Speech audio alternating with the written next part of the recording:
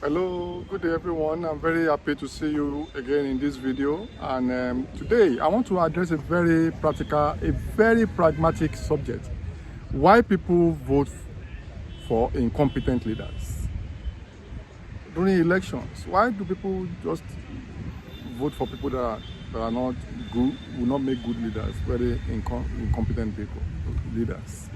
I'll be mentioning like 12 or 13 reasons. And this is very important now as democracy, gets more popular across the world. So, and though we now have some coup d'etat in West Africa, and this is very concerning, but minus these isolated cases of West African coups, we still have ascendancy of democracy, or as some there are democratic nations continue to deepen their democracies, and as those that are not democratic are trying to transit into democracy. So it's very important to find, why do people vote for incompetent leaders? Number one is ignorance. Sometimes many of these people honestly may not know, may not have sufficient capacity to analyze the competence coefficient of these leaders. Some of them, they're just so ignorant, they lack the capacity. So, and this is a problem, especially when you have a simple majority system of a democratic process. Unlike in the US, where you have the popular vote and the electoral college. So somebody may lose popular vote and win electoral college, still become the winner. So, but in universal adult suffrage, where it's just simple majority. So if these ignorant people happen to be in the majority, then that's a big problem. There's also the issue of poverty. That's why the issue of vote buying, vote selling, vote trading. You know, people are so poor, poverty of the mind and poverty of currency, economic poverty and intellectual poverty. People simply cannot understand that even when you sell your vote on the account of economic poverty or mental poverty, your poverty will only aggravate. So why aggravating your poverty? Why not vote competent people? So again, illiteracy. Some are so illiterate to the extent that, that's the third point. Some are so illiterate that they lack the capacity to assess this candidate, and they don't have capacity to get information. Even online, when information is already democratized, they still lack the capacity in terms of literacy level. And this is very problematic in Africa or Asia or these poor countries where level of education is low. Do you now see why poverty may continue to aggravate in such systems? What that development can continue to take root in that system? Because it then becomes a cycle. Poverty, illiteracy, ignorance continue to bring poor leadership during election, and poor leadership continue to lead to continuous underdevelopment. You see, the cycle of underdevelopment may likely take root and may become established and institutionalized in this poor country. Is very unfortunate. Then there is the issue of ethnicity. You know, people still vote on account of ethnicity, nepotism, you know, primordial consideration, subjectivity, rather than objective criteria. So ethnicity is still a major problem, and people can vote obviously incompetent leaders, incompetent rulers during elections simply because they are from the same ethnic group. You see, it's a big problem. Then there is self-deceit, illusion. So people believing that development will just happen.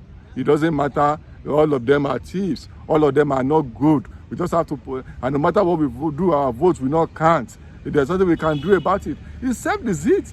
Your votes count. And this your vote supposed to elect good leaders. It doesn't matter subjective consideration of ethnicity or other reasons. Your votes matter in the long run. So you are just deceiving yourself if you believe, well, I can just vote anyhow and I want to be fine. You're not going to be fine. Then foolishness. Some are so foolish, they don't care. They just think they can just continue to do what they are doing and miracle will happen and their countries will develop and they will be fine. It's foolishness, unfortunately. Then religion.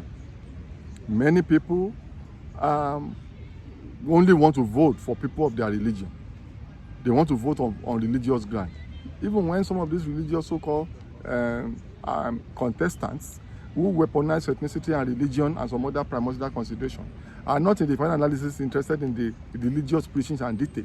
The politicians only weaponize religion to achieve their goals. After all, why do you have so much corruption and impunity in poor countries?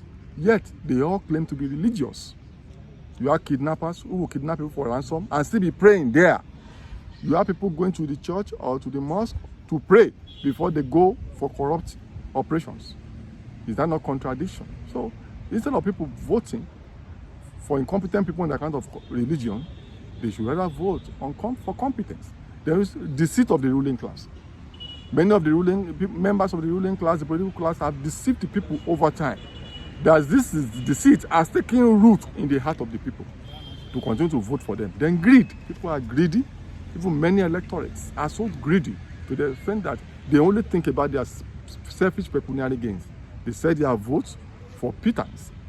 They vote for people because they believe these people will bring returns to them. If they elect people that they know, are close to them, they will, in the final analysis, benefit because these people will then give them a political appointment, which in the long run will not give sustainable growth and development. Selfishness. People are so selfish. Rulers are selfish. Followers are selfish. Everybody is thinking, what is in it for me? If I vote for this person, even when it's not competent, when it's not healthy, just believe this is going to protect my own personal interest rather than common interest, common good. It's very unfortunate. This is a reason, a major reason.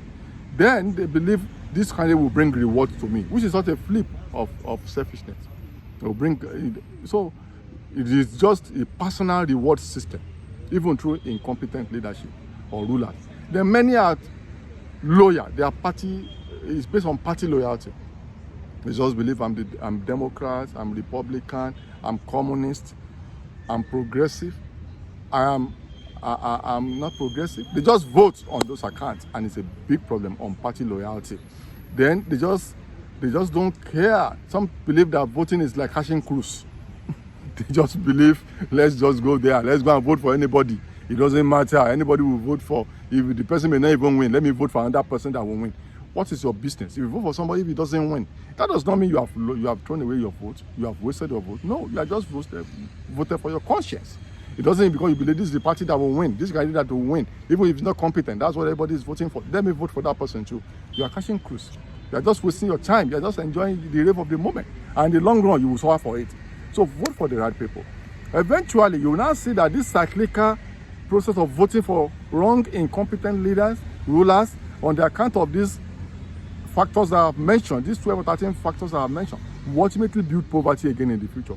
Will bring, because incompetent leadership will bring underdevelopment and poverty. Incompetent, useless policies, that's what they will be. Selfish policies, that's what they will be. If you sell vote for people, they have invested through buying the vote, or you collect some pecuniary gains from them. Ultimately, you will still need poverty in the long run, underdevelopment in the long run, bad governance in the long run, incompetent leadership in the long run. In the long run, ultimately, everybody will suffer for it, including you. Therefore, know this factor and take a different route to make sure that you do not vote for incompetent leaders. Vote for competent leaders, because that's the only way you can guarantee your future. Until I see you in the next video, enjoy yourself.